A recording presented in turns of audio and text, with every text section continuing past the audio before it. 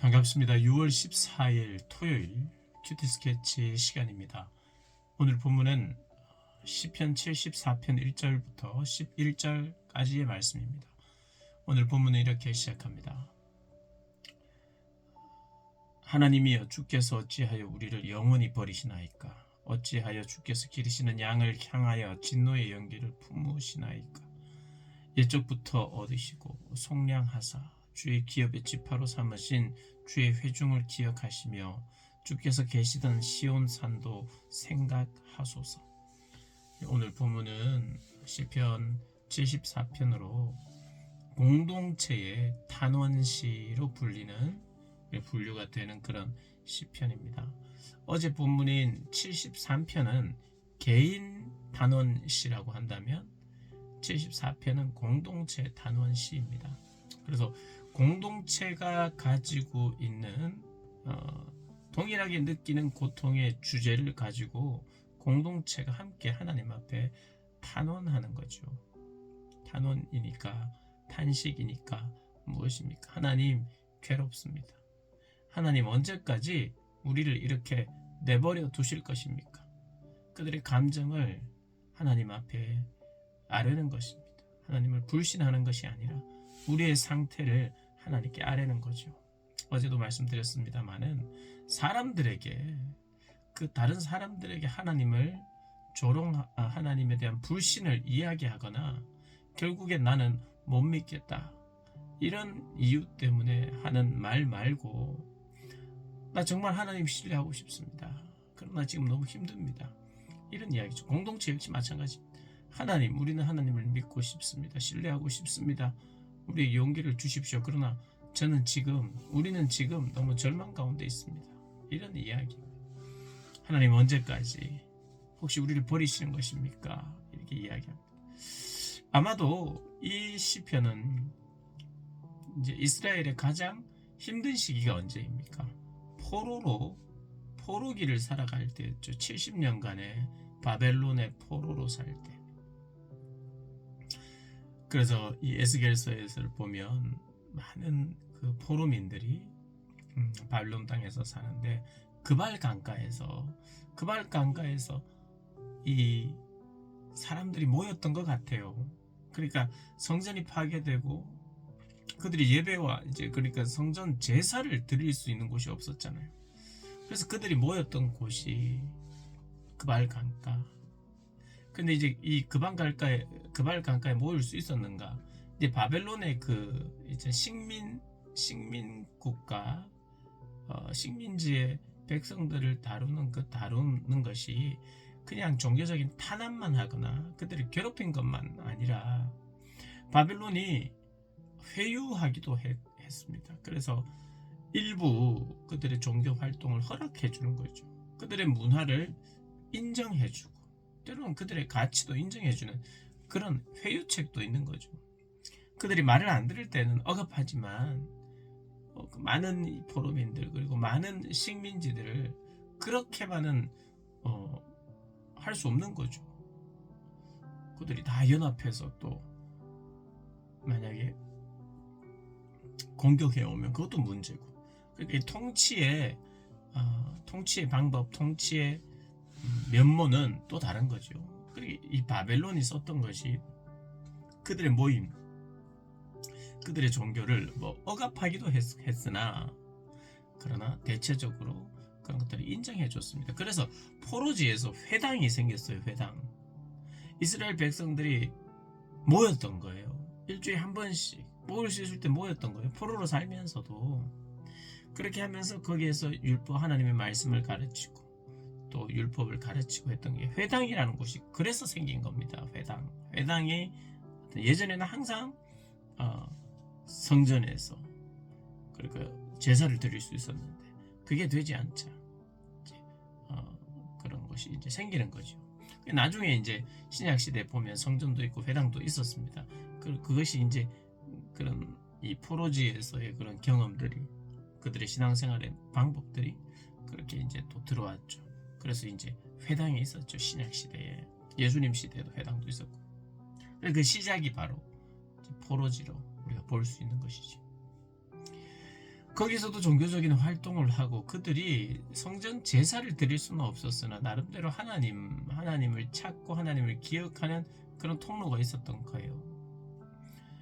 그런데다가 성전이 파괴되고 그때 굉장히 신학적으로 굉장히 혼란스러웠던 거예요. 성전이 파괴됐다는 것은 하나님이, 어떻게 보면 하나님의 집이 파괴됐다는 건 하나님은 어디 있는가? 그런 질문을 할 때예요. 하나님은 우리를 완전히 버리셨는가? 그러니까 하나님조차도 어디 계신지 모르고, 그럴 때 에스겔에서를 보면 그발 강가에 하나님의 임재가 나타납니다. 하나님의 임재. 하나님은 성전에 매어 계신 분이 아니다. 그의 백성들을 찾아오신 거예요. 포로 가운데 있어. 그래서 그 포로지에 있으면서도 하나님을 찾을 수 있었던 거예요. 그래서 하나님을 찾으면서 이렇게 기도한 거예요. 옛적부터 얻으시고 속량하사 주의 기업의 지파로 삼으신 주의 회중을 기억하십시오. 주님이 계시던 시온산, 예루살렘을 말하는 거예요. 거기도 생각해 주십시오. 영구히 파멸된 곳을 향하여 주의 발을 옮겨 놓으십시오. 옮겨 주십시오. 그래. 주님 거기 다시 재건해 주십시오.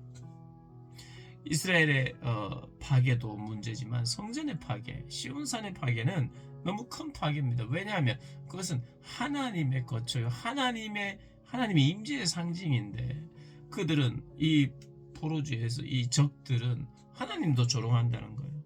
4절에 주의 대적이 주의 회중 가운데서 떠들며 자기들의 깃발을 세워 표적으로 삼았으니 그들은 마치 도끼를 들어 삼림을 베는 사람 같으니이다. 이제 그들이 도끼와 철퇴로 성소의 모든 조각품을 쳐서 부수고 주의 성소를 불사르며 주의 이름이 계시는 곳을 더럽혀 땅에 엎었나이다. 주의 성소를 이렇게 함부로 했다는 거예요. 대적들이. 하나님 이래도 가만히 계실 겁니까? 이렇게 기도하는 거예요.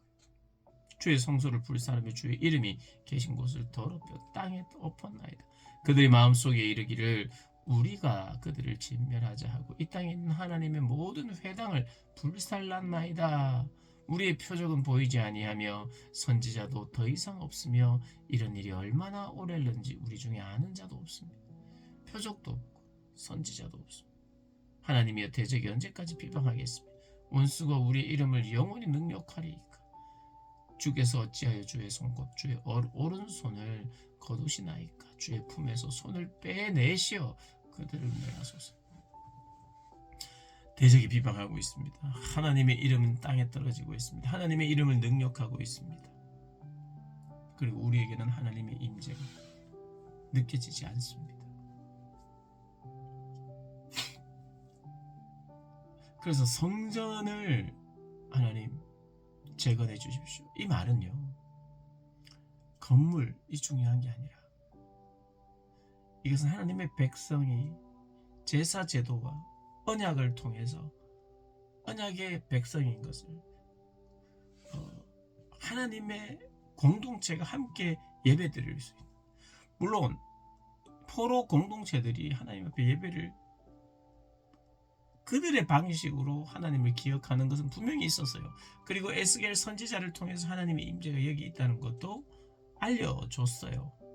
그러나 여러분, 그럼에도 불구하고 땅의 회복, 성전의 회복은 무슨 의미냐면, 가나안 땅의 회복은 약속의 땅이잖아요.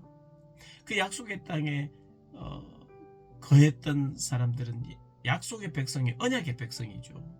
하나님의 약속과 언약이 회복되기를 원하는 거예요. 그 땅으로 돌아가는 것, 그 땅에 다시 성전을 재건하는 것이, 회파된 성전을 재건하는 것이 언약 백성으로서의 회복을 이야기하는 것이고, 그것은 곧 우리의 신앙의 회복을 말하는 거예요. 여러분, 사실 성전이 새롭게 지어질 필요는 없어요. 어떤 면에서. 왜냐하면 하나님께서 그발 강가에도 임재하셨고, 하나님은 성전에 손으로 만든 사람의 성전에 매이지 않는 분이에요. 그리고 실제로 예수님이 성전을 완성하고 제사를 완성하신 분으로서 더 이상 성전 공간은 중요한 곳이 아니었어요. 어느 곳이든. 그러니 이스라엘 백성들이 다시 돌아가야 하고 시온과 예루살렘을 이야기하는 것이, 이때에는 무슨 말이냐, 언약과 약속의 회복을 이야기하고 신앙의 회복을 이야기하는 거예요. 하나님과의 만남을 회복을 하는 것이 여기에 다 들어가 있는 거예요. 성전을 회복하는 것이. 그래서 우리가 이 시편의 본문을 볼 때 결국 나중에는 회파될 성전이었고 또 회파되고 그 성전은 더 이상 의미가 없는 것으로 여겨질지언정, 그러나 예수님이 오시기 전까지는 하나님이 세우신 아주 중요한 방법, 하나님을 잃어버렸고 성소가 파괴되었다는 것은 그들이 신앙을 잃어버렸다. 근데 신앙의 회복은 그 성전의 회복이요, 땅으로 돌아가는 것이요.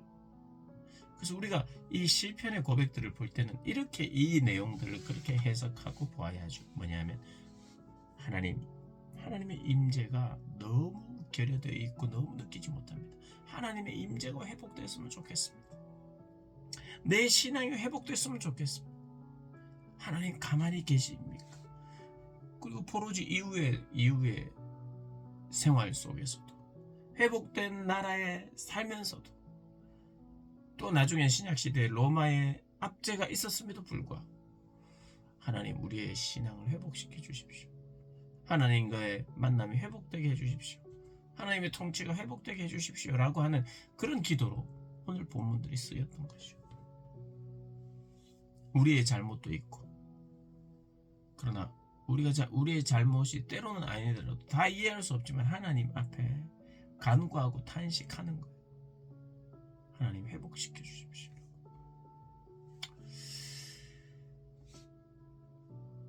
그대로 내버려 두지 마시고 하나님의 이름이 능력받거나 조롱받지 않게 해주시고 하나님의 명예를 회복시키시고 우리의 신앙을 회복시켜 달라고 하는 그런 기도가 우리에게 필요하고, 우리는 내 이름이 어떻게 되고 말고에 대해서만 생각하거나 하나님 앞에 신앙생활 잘하는 것도 내 이름에 명예가 달리거나 나의 부나 내 어떤 다른 것이 달린 것에 내가 마음이 다 들여지고 그것 때문에 좌절하고 이래서는 안 되고, 하나님의 이름이 지금 어떤 대우를 받고 있는가에 대해서도 참 괴로워해야 되고 그것 때문에 기도해야 되는 거예요. 사실 우리의 기도는 내 삶이 어떻고 내 이름이 어떻고에 더 많은 관심을 기울이면서 살아가는 것이 신앙인이 아니라 하나님의 이름이 어떻게 대우받고 있는가를 더 중요하게 생각하고 기도하는 것, 그게 바로 기도자에게 꼭 있어야 되는 내용 중에 하나입니다. 오늘 본문이 그걸 말해요. 내 생활이 어렵습니다. 그래서 내 생활을 바꿔주십시오 라고 하는 기도도 하지만 거의 잊지 않고 하는 기도가 하나님의 이름이 땅에 떨어졌는데 하나님 그것이 내 마음을 아프게 합니다. 회복되게 해주십시오. 하나님의 이름이 높임을 받으시기를 원합니다 라는 그런 탄식이 우리에게 함께 있어야 되죠. 나는 혹시 나에 대한 탄식만 있는가? 우리 가족에 대한 탄식만 있는가? 하나님의 이름에 대한 탄식이 있는가? 한번 돌아보시면서 참된 신앙인의 고백이 우리에게 회복되기를 주님의 이름으로 축복합니다.